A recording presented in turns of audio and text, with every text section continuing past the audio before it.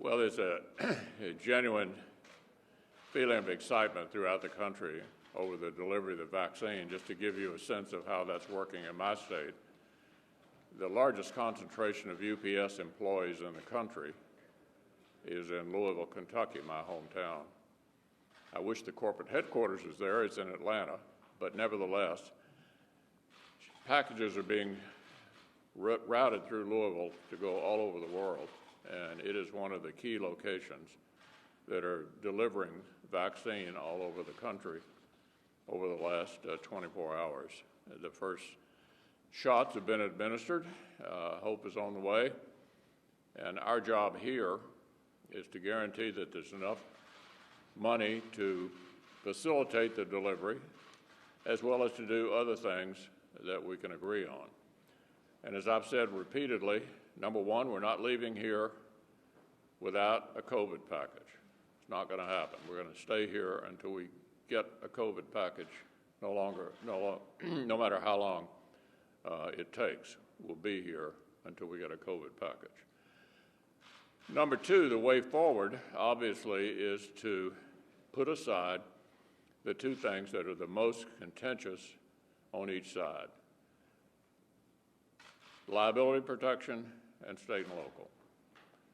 We all know the new administration is going to be asking for another package. We can live to fight another day on what we disagree on, but we ought to agree to go forward on what we can agree on. That is the way forward. No less a figure than the number two Democrat in the House of Representatives, the majority leader, said on Sunday in one of the talk shows that it made sense to set aside the two things that were the most contentious and agree on all the rest.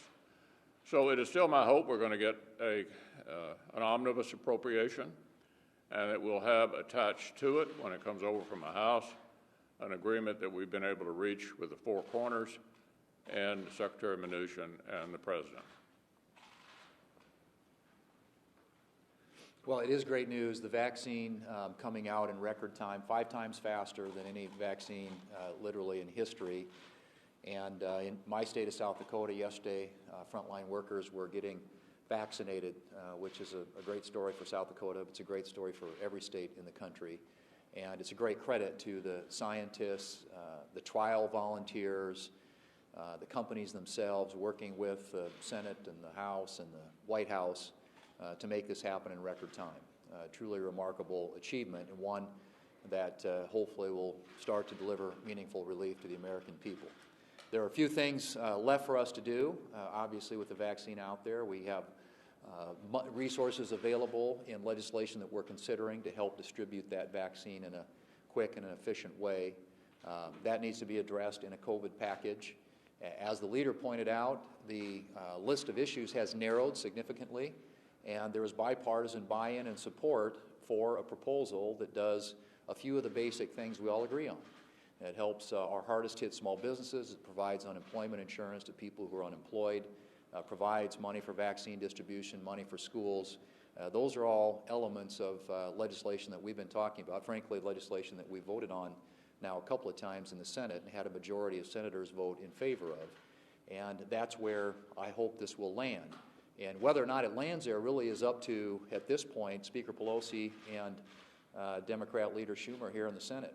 The bipartisan group has come to that conclusion. They've jettisoned, as the leader pointed out, the most controversial elements of that proposal, which is funding for state and local governments and liability protections.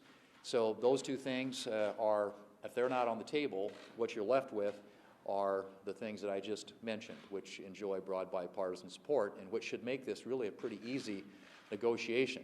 But it does require the leadership on the Democrat side to agree with the bipartisan group of senators, including Senator Durbin, who've been working on this for some time. I think we all need to get this done. I think the American people deserve to have action by the Congress to address in a targeted, fiscally responsible way the most critical needs that are out there as a result of the pandemic. And we're in a position to do something about that and to do it this week. We have a spending bill that's going to be coming over, and it's a perfect place for the COVID relief bill to ride, to get this all done at one time. And I certainly hope, on behalf of the people of this country, that the Democrat leadership here in the Congress, Senate and House, will get together with our Republican leadership and finish a job, frankly, that should have been done a long time ago. But frankly, if it gets done now, it will be great news for the American people.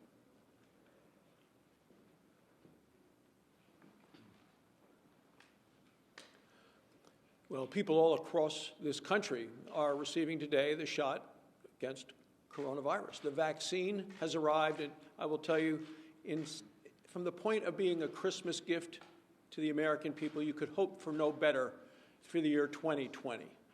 It truly is remarkable. 3 million doses sent out yesterday, 636 locations, 5 spots in Wyoming. It is working, and it is a front-page story in every newspaper in America. You open a newspaper and you see someone getting the shot, the vaccine for coronavirus. It is also a sign of incredible American ingenuity. The efforts made by scientists, by companies, by researchers to get this developed and then distributed all across America. I've talked to healthcare providers in Wyoming and across the country this weekend. There is a huge sigh of relief as they look forward to receiving the shot, the medicine, because it will provide relief for them, the doctors, the nurses, the therapists, and the other, as well as the most vulnerable.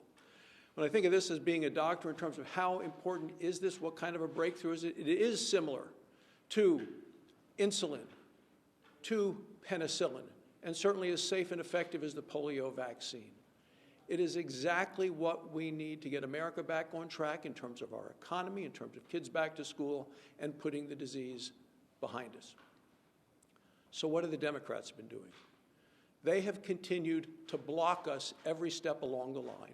And just in the last couple of weeks, both Speaker Pelosi and Senator Durbin have admitted that they've held up relief for political purposes.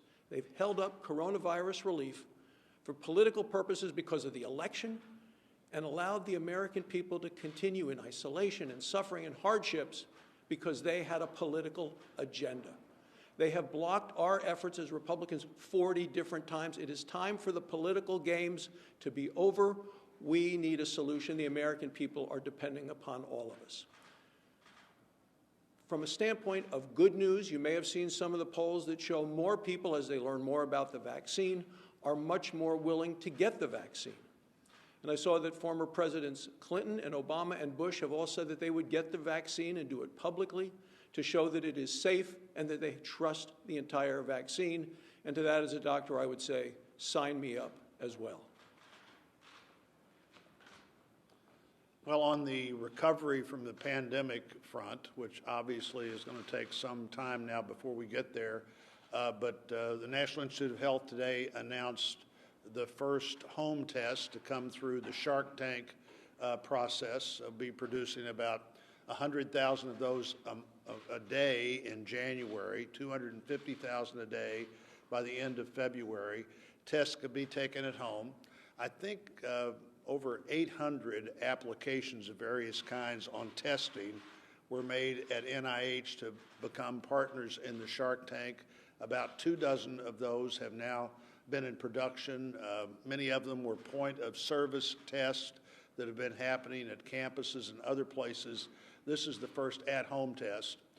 And so if people work to be sure they continue to be safe while they or others in their house are waiting for the vaccine, that'll be important. And on the vaccine front, not only did another good report today from Moderna as we go toward hopefully the approval of that later this week, but I was in a conference call last week with the people running that program.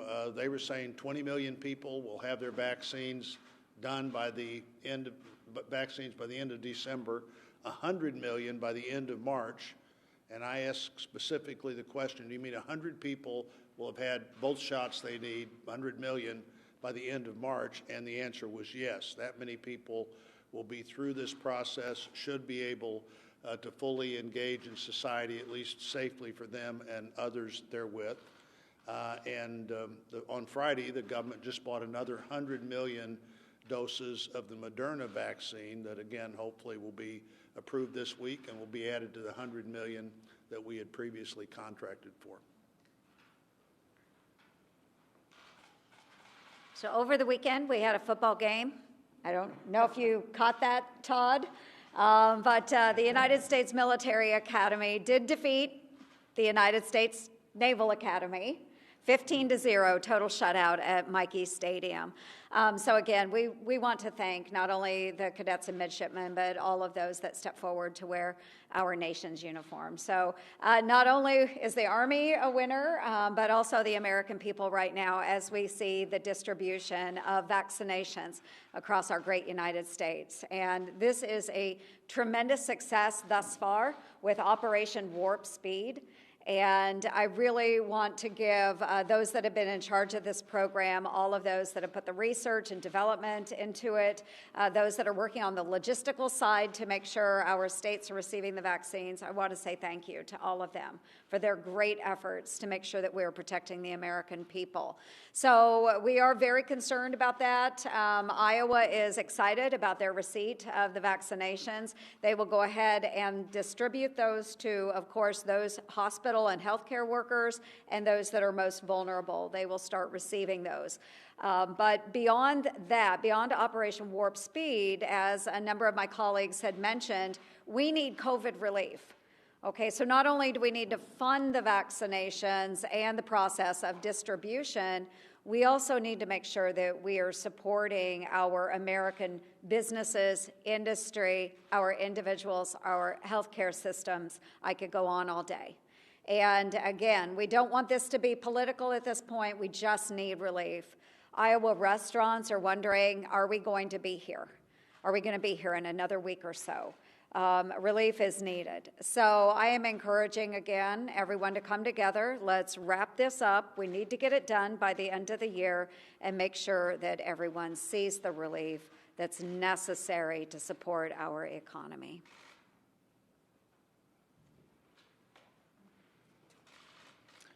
Joni, I want to congratulate you and all the Army fans out there, and better luck next year for those of us who are backers of Navy. But I'll take Joni's pregame position, which is the American people win every time we play. It's a win for the American people. It's really not about who wins and loses. Thank you for recognizing that last week. Clearly, a win for the American people has been this rapid development and approval of Pfizer's coronavirus vaccine, something to be celebrated. It's really a testament to the ingenuity and determination of the American people that we're able to get this developed and approved in such rapid fashion, and also a testament to Operation Warp Speed. This would not have happened but for Operation Warp Speed.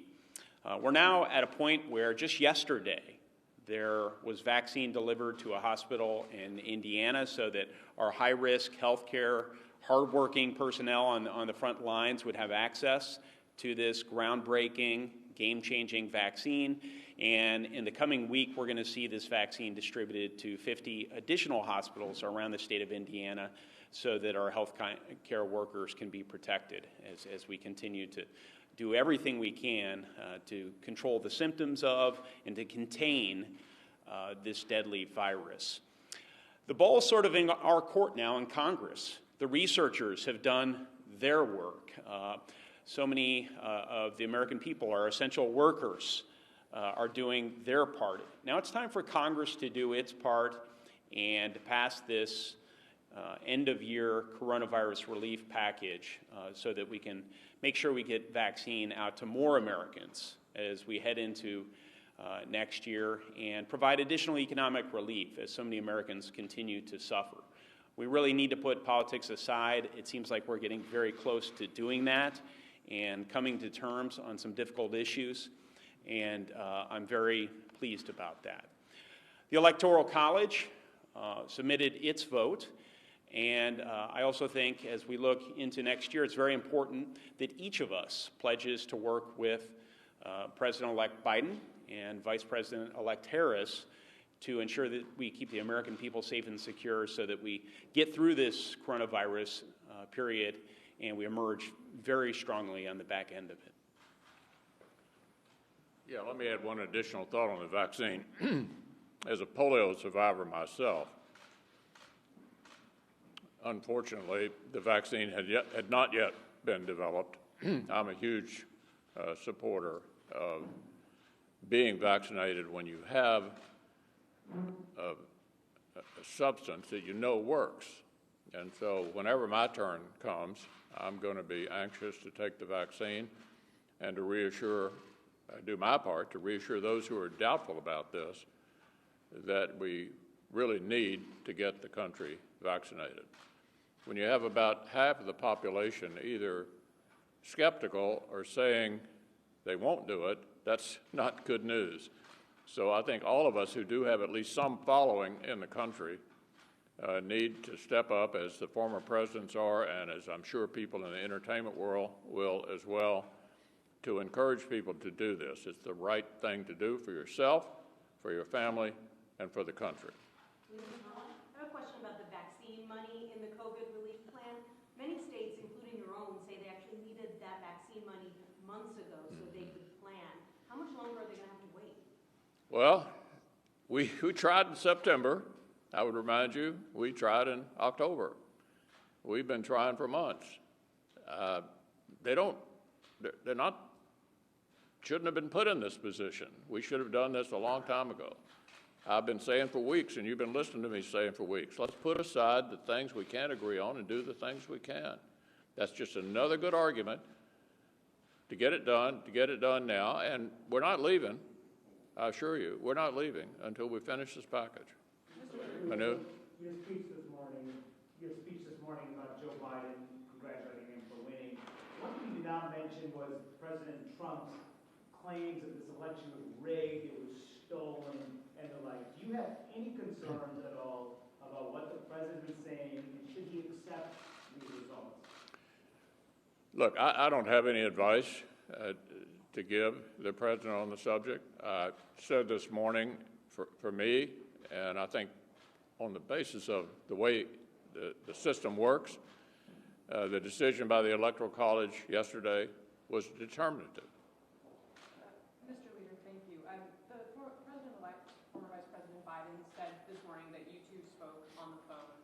Do you think he deserves to have key members of his cabinet in place on day one, on January 20th, like you did, for example, with James Mattis? Well, look, our first job here is to try to finish up this session with this administration, and we'll have plenty of time to talk about the way forward. My concentration right now is on the subjects that we've been talking about, finishing up our work.